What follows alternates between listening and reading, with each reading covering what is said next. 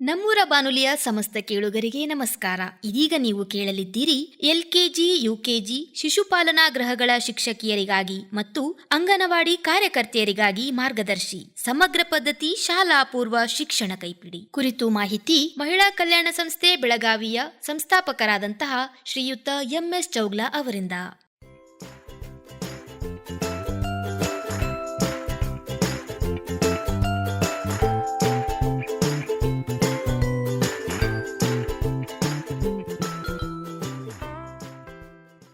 ಆತ್ಮೀಯ ಸಹೋದರಿಯರೇ, ಶಿಶುಪಾಲನಾ ಶಿಕ್ಷಕಿಯರೇ ಹಾಗೂ ಅಂಗನವಾಡಿ ಕಾರ್ಯಕರ್ತೆಯರಿ, ಈಗ ನಾವು ಇದ್ದೇವೆ ಫೆಬ್ರವರಿ 1ನೇ ವಾರ. ಈ ವಾರದಲ್ಲಿ ನಮ್ಮ ICDS ಯೋಜನೆಯ ಪ್ರಕಾರ 1ನೇ ವಾರ ಇರುವ ವಿಷಯ ವೇಳೆ ಮತ್ತು ಋತುಗಳು. ನಾವು ಮಕ್ಕಳಿಗೆ ವೇಳೆ ಮತ್ತು ಋತುಗಳ ಬಗ್ಗೆ ಮನದಟ್ಟಾಗಿ ನಾವು ತಿಳಿಸ್ಕೊಡ್ಬೇಕಾದ್ರೆ ನಾನು ತಿಳಿದಂಗ ಮೊದಲು ಮಕ್ಕಳಿಗೆ ಈ ಅಂಕಿಗಳ ಬಗ್ಗೆ ಮಾಹಿತಿ ಇರಬೇಕು. ಅಂಕಿಗಳನ್ನ ಮಕ್ಕಳ ಗುರುತಿಸ್ಲಿಕ್ಕೆ ಆಗ್ಲಿಲ್ಲ ಅಂದ್ರೆ ವೇಳೆಯನ್ನ ತಿಳಿದುಕೊಳ್ಳಿಕ್ಕೆ ಸಾಧ್ಯ ಆಗುವುದಿಲ್ಲ. ಶಿಕ್ಷಕಿಯಾದವರು ಒಂದು ದೊಡ್ಡದಾದಂತ ಒಂದು ಗೋಡೆ ಗಡಿಯಾರನ್ನ ಕೈಯಲ್ಲಿ ತೆಗೆದುಕೊಂಡು ಅದನ್ನ ಹಿಂದಿನಿಂದ ಮುಳ್ಳನ್ನ ತಿರುಗಿಸುತ್ತಾ ಮಕ್ಕಳಿಗೆ ಈಗ 8 ಗಂಟೆ ಆಗಿದೆ, 12 ಗಂಟೆ ಆಗಿದೆ, ಮತ್ತದನ್ನ ತಿರುಗಿಸಿ ಈಗ 2 ಗಂಟೆ ಆಗಿದೆ, ಈಗ 5 ಗಂಟೆ ಆಗಿದೆ ಅಂತ ಹೇಳ್ತಾ ಅವ್ರಿಗೆ ದಿನದ 24 ಗಂಟೆಗಳ ಸಂಪೂರ್ಣ ಮಾಹಿತಿಯನ್ನ ಶಿಕ್ಷಕಿಯಾದವ್ರು ಮಾಡಿಕೊಡ್ಬೇಕು. ಇನ್ನ ಬೆಳಿಗ್ಗೆ ಎಷ್ಟು ಗಂಟೆಗೆ ಮಕ್ಕಳು ಹೇಳ್ತಾರೆ ಅಥವಾ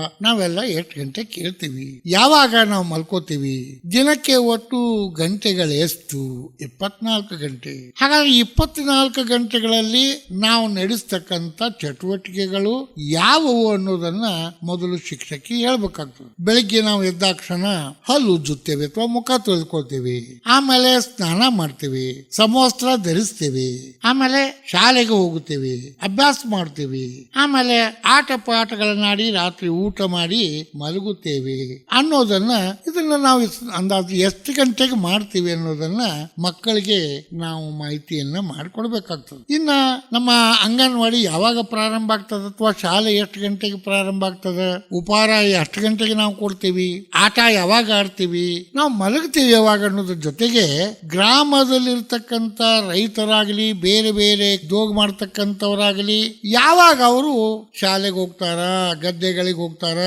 ಬಸ್ಗಳು ಯಾವ ವೇಳೆಗೆ ಬರ್ತಾವ, ನಮ್ಮೂರಿಗೆ ಎಷ್ಟು ಗಂಟೆಗೆ ಹೋಗ್ತದ, ಅಲ್ಲಿ ಹೋಗಿ ತಲುಪಬೇಕಾದ್ರೆ ಎಷ್ಟು ಟೈಮ್ ಹಿಡಿತದ ಅನ್ನೋದನ್ನು ಕೂಡ ನಾವು ಮಾಹಿತಿ ಮಾಡ್ಕೊಡ್ಬೇಕು. ಸೊ ನಮ್ಮ ಗಡಿಯಾರದಲ್ಲಿ 1 ರಿಂದ 12 ಅಂಕಿಗಳು ಇರ್ತಾವ. ಸೊ ಅದಕ್ಕೆ 1 ಅಂಕಿಯಿಂದ 1 ಅಂಕಿಗೆ ನಮ್ಮ ತಾಸಿನ ಮುಳ್ಳು ಹೋಗ್ತದೆ. ಉದ್ದ ಮುಳ್ಳ ಅಂದ್ರೆ ಮಿನಿಟಿನ ಮುಳ್ಳು 1 ಅಂಕಿಯಿಂದ ಇನ್ನೊಂದು ಅಂಕಿಗೆ ಹೋಗ್ಬೇಕಾದ್ರೆ 5 ನಿಮಿಷ ಹಿಡಿತದೆ. ಸೊ ಒಟ್ಟಾರೆ 1 ಗಂಟೆ ಆಗ್ಬೇಕಾದ್ರೆ ದೊಡ್ಡ ಮುಳ್ಳು 1 ರೌಂಡ್ ಹೊಡಿತದೆ ಅಂದ್ರೆ 60 ನಿಮಿಷ. ಆದ್ರೆ ಸೆಕೆಂಡ್ ಮುಳ್ಳು ಬಹಳ ಫಾಸ್ಟ್ ಓಡ್ತಿರ್ತದೆ. ಸೊ ಆ ತರ ನಾವೆಲ್ಲ ಮಕ್ಕಳಿಗೆ ನಾವು ಮಾಹಿತಿಯನ್ನ ನಾವು ಮಾಡಿಕೊಡ್ಬೇಕು.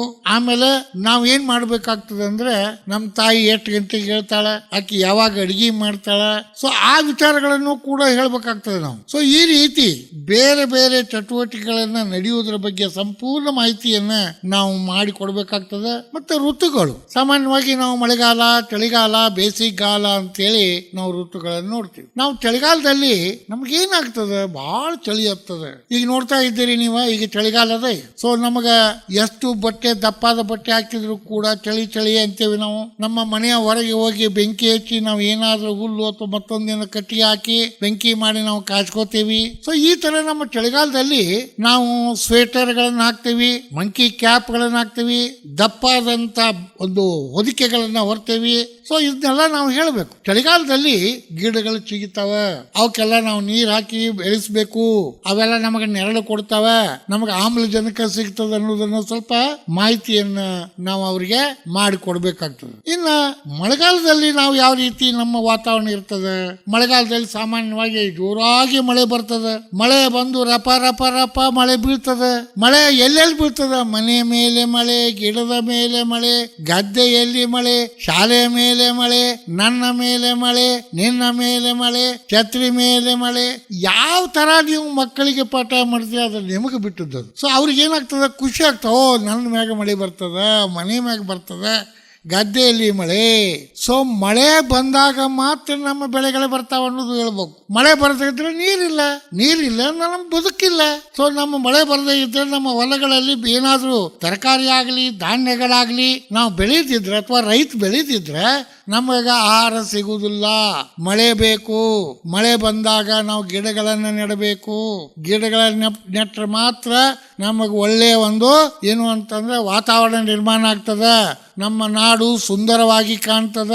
ಆದ್ರಿಂದ ನಮಗ ಆಮ್ಲಜನತ್ವ ಆಕ್ಸಿಜನ್ ಸಿಗ್ತದೆ ಅನ್ನೋದನ್ನು ಕೂಡ ಮಕ್ಕಳಿಗೆ ನಾವು ತಿಳಿಸ್ಕೊಡ್ಬೇಕಾಗ್ತದೆ. ಇನ್ನು ಚಳಿಗಾಲ ಮತ್ತು ಮಳೆಗಾಲ ಇದಾದ ನಂತರ ಬೇಸಿಗೆ ಕಾಲದ ಬಗ್ಗೆ ಹೇಳ್ಬೇಕು. ಬೇಸಿಗೆ ಕಾಲದಲ್ಲಿ ಏನಾಗ್ತದೆ, ಬಹಳ ಸೆಕೆ. ನಾವು ಎಷ್ಟು ನೀರು ಕುಡಿದ್ರೂ ಸಾಲೋದಿಲ್ಲ. ನಮಗ ಬೇಸಿಗೆ ಕಾಲದಾಗ ತಂಪಾದ ನೀರು ಕುಡಿಬೇಕು ಅನಿಸ್ತದೆ, ಐಸ್ ಕ್ರೀಮ್ ತಿನ್ಬೇಕು ಅನಿಸ್ತದೆ. ಸೊ ಈ ತರ ನಾವು ಎಲ್ಲ ಆ ತರದ ಒಂದು ವಾತಾವರಣ ಇದ್ದಾಗ ನಾವು ಎಂತೆಂಥ ಆಹಾರವನ್ನ ನಾವು ಸೇವಿಸ್ತೀವಿ ಅನ್ನೋದನ್ನು ಕೂಡ ನಾವು ಮಕ್ಕಳಿಗೆ ಏನ್ ಮಾಡಿಕೊಡ್ಬೇಕು, ಪರಿಚಯ ಮಾಡಿಕೊಡ್ಬೇಕಾಗ್ತದೆ. ಯಾಕಂದ್ರೆ ಮನೆಯಾಗೆಲ್ಲ ಆ ತರ ತಾಯಿ ಅವ್ರಿಗೆ ಮಾಡ್ತಿರ್ತಾಳೆ. ಈಗ ಬೇಸಿಗೆ ಬಂದಾಗ ಮಜ್ಜಿಗೆ ಕುಡಿತೀವಿ, ಅಂಬ್ಲಿ ಕುಡಿತೀವಿ. ಸೊ ಅದನ್ನ ಹೇಳ್ಬೇಕು. ಆಮೇಲೆ ಚಳಿಗಾಲ ಬಂದಾಗ ಹಾಟ್ ವಾಟರ್ ಅಥವಾ ಏನಪ್ಪಾ ಅಂತಂದ್ರೆ ಕಾಫಿನೋ ಬಿಸಿ ಚಹಾನೋ ಸೊ ಇಂಥ ಪದಾರ್ಥಗಳನ್ನ ನಾವು ತಗೋತೀವಿ, ಅದನ್ನು ಹೇಳ್ಬೇಕು. ಸೊ ಈ ರೀತಿ ನಮ್ಮ ಶರೀರದ ಮೇಲೆ ಪರಿಣಾಮ ಆಗ್ತದೆ. ಕೆಲವು ಸಲ ಮಳೆ ಬಂದಾಗ ತಂಪು ಹೆಚ್ಚಾಗಿ ನಮಗೆ ನೆಗಡಿ ಆಗ್ತದೆ. ಚಳಿಗಾಲದಾಗ ಕೆಮ್ಮು ಬರ್ತದೆ, ನಾವು ದವಾಖಾನೆಗೆ ಹೋಗ್ತಕ್ಕಂತ ಪ್ರಸಂಗ ಬರ್ತದೆ ಅನ್ನೋದನ್ನು ಕೂಡ ನಾವು ಹೇಳ್ಬೇಕು. ಆಮೇಲೆ ಹಗಲು ರಾತ್ರಿ ಮಧ್ಯಾಹ್ನ ಸಂಜೆ ಈ ವಿಚಾರಗಳನ್ನ ನಾವು ಮಕ್ಕಳಿಗೆ ತಿಳಿಸ್ಬೇಕಾಗುತ್ತೆ. ಆಮೇಲೆ ಮಕ್ಕಳು ಎಷ್ಟೋ ಸಲ ನಾವು ನೋಡ್ತೀವಿ, ಮಳೆಗಾಲದಲ್ಲಿ ಹೆಚ್ಚಿನ ಪ್ರಮಾಣದಲ್ಲಿ ನೀರು ಹರಿದು ಬರ್ತದೆ ಓಣಿಯಲ್ಲಿ ಗಟರದಲ್ಲಿ. ಅದ್ರಾಗ ನಮ್ಮ ಮಕ್ಕಳು ಏನ್ ಮಾಡ್ತಾರೆ ಅಂದ್ರೆ ಬೋಟ್ ಮಾಡಿ ಆಟ ಆಡಕ್ ಹೋಗ್ತಾರೆ. ಆ ಬೋಟ್ ಬಿಡುವುದ್ರಾಗ ಏನಾದ್ರೂ ಕಾಲು ಜಾರಿ ತಪ್ಪಾಗಿ ಏನಾದ್ರೂ ಗಟರದಲ್ಲಿ ಬಿದ್ರೆ ಪ್ರಾಣಹಾನಿ ಆಗ್ತದೆ ಅನ್ನೋದನ್ನು ಕೂಡ ನಾವು ಹೇಳ್ಬೇಕಾಗ್ತದೆ. ಆಮೇಲೆ ಶಾಲೆಗೆ ಬರುವಾಗ ನಾವು ಛತ್ರಿ ಆಗ್ಲಿ ರೇನ್ಕೋಟ್ ಹಾಕೋದು ಬರಬೇಕು.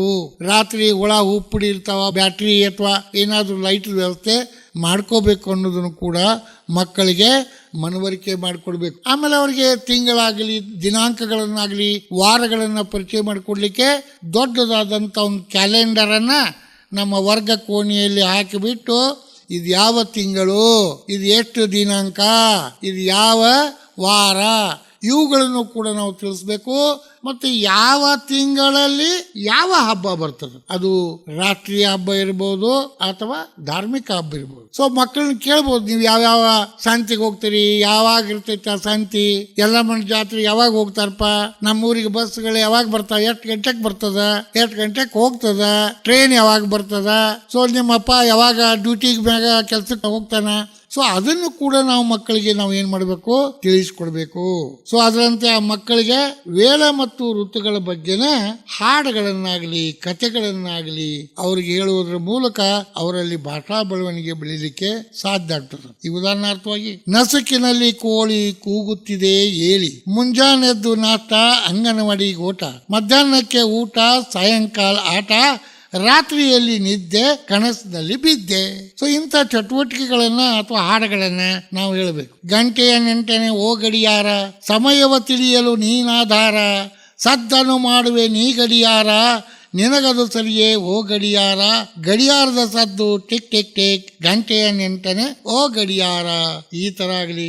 ಮಳೆ ಬಂತು ಮಳೆ, ಮಳೆ ಬಂತು ಮಳೆ, ತಂದಿತ್ತು ಭೂಮಿಗೆ ಜೀವ ಕಳೆ, ನಗುತ್ತಿದೆ ಎಲ್ಲ ಬೆಳೆ, ಮಳೆ ಬಂತು ಮಳೆ, ಮಳೆ ಬಂತು ಮಳೆ, ಹಕ್ಕಿಗಳು ಕೂಗುತ್ತಿವೆ, ಪ್ರಾಣಿಗಳು ಕುಣಿಯುತ್ತಿವೆ, ಗಿಡಗಳು ಹಾಡುತ್ತಿವೆ, ಮಳೆ ಬಂತು ಮಳೆ. ಈ ರೀತಿ ಈ ಒಂದು ವಿಷಯಕ್ಕೆ ಸಂಬಂಧಿಸಿದಂತೆ, ವೇಳೆ ಮತ್ತು ಋತುಗಳಿಗೆ ಸಂಬಂಧಿಸಿದಂತೆ ಹಾಡುಗಳನ್ನ ಅಥವಾ ನಾನು ಹೇಳಿದ ಹಾಡುಗಳನ್ನ ಹೇಳ್ಬೇಕಂತೇನಿಲ್ಲ. ನಿಮಗಿಂತ ಬೇರೆ ಬೇರೆ ಹಾಡುಗಳು ನೀವು ಸಂಗ್ರಹ ಮಾಡಿ ಆಗಲಿ ಬೇರೆ ಕಾರ್ಯಕರ್ತೆಯರಿಂದ ತಿಳಿದುಕೊಂಡು ಅಂತ ಹಾಡುಗಳನ್ನ ಸಂಗ್ರಹ ಮಾಡಿಕೊಂಡು ನೀವು ಮಕ್ಕಳಿಗೆ ಪಾಠ ಮಾಡಿದ್ರೆ ಅವರು ಒಳ್ಳೆ ರೀತಿಯಿಂದ ಪಾಠಗಳನ್ನು ತಿಳಿತಾರೆ. ಮತ್ತೆ ವೇಳೆ ಬಗ್ಗೆ, ಮಾಸಗಳ ಬಗ್ಗೆ, ಋತುಗಳ ಬಗ್ಗೆ ಎಲ್ಲವನ್ನ ಅವ್ರು ಅರಿತುಕೊಳ್ಳಿಕ್ಕೆ ಸಾಧ್ಯ ಆಗ್ತಕ್ಕಂಥ ಮಾತನ್ನ ನಾನು ಹೇಳ್ತಾ, ಈಗ ಫೆಬ್ರವರಿ 1ನೇ ವಾರ ಈ ವೇಳೆ ಮತ್ತು ಋತುಗಳ ಬಗ್ಗೆ ಇಷ್ಟೊಂದು ತಮ್ಮ ಗಮನಕ್ಕೆ ತಂದು ಮುಂದಿನ ವಾರ ನಾನು ನಿಮಗೆ ಮತ್ತೆ ಭೇಟಿಯಾಗುತ್ತೇನೆ ವಾರ ಮತ್ತು ಮಾಸಗಳ ಬಗ್ಗೆ ತಿಳಿಸ್ಲಿಕ್ಕೆ. ನಮಸ್ಕಾರ.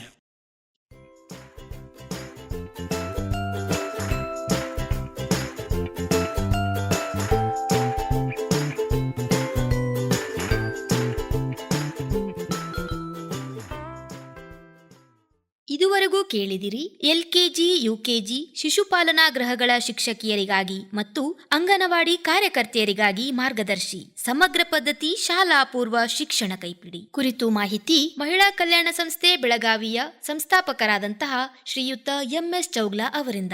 ಈ ವಿಷಯದ ಕುರಿತು ಹಾಗೂ ಇಂದಿನ ಕಾರ್ಯಕ್ರಮದ ಕುರಿತು ನಿಮಗೇನಾದ್ರೂ ಹೇಳೋದಿದ್ದಲ್ಲಿ ನೀವು ಬಳಸಬೇಕಾದಂತಹ ದೂರವಾಣಿ ಸಂಖ್ಯೆ 7090908908 7090908908. ಮುಂದಿನ ಸರಣಿಯೊಂದಿಗೆ ಮತ್ತೆ ನಿಮ್ಮನ್ನ ಭೇಟಿಯಾಗ್ತೀವಿ. ಅಲ್ಲಿವರೆಗೂ ಕೇಳ್ತಾ ಇರಿ ನಮ್ಮೂರ ಬಾನುಲಿ 90.8 ಕಮ್ಯುನಿಟಿ ರೇಡಿಯೋ ಸ್ಟೇಷನ್ ಚಿಂತೆಬಿಡಿ ಚಿಲ್ಮಾಡಿ.